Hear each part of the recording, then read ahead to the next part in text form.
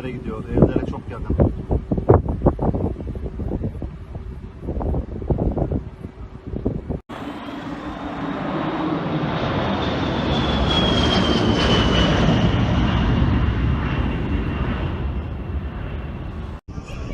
Evi boşaltın, evleri boşaltın. Evlere geldi. Şu anda evler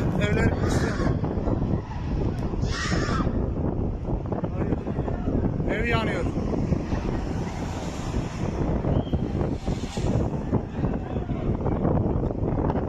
Apartmanlar yanıyor şu anda.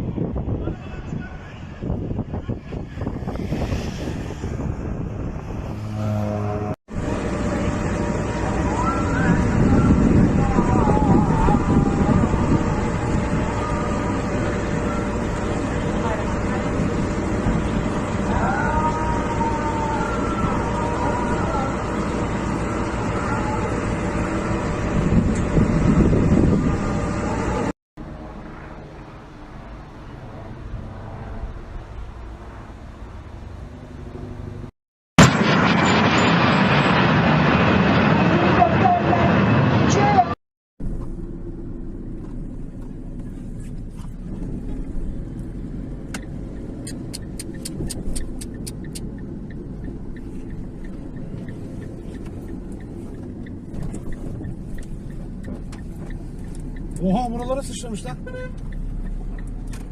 Benzinliğin dibi. Abo.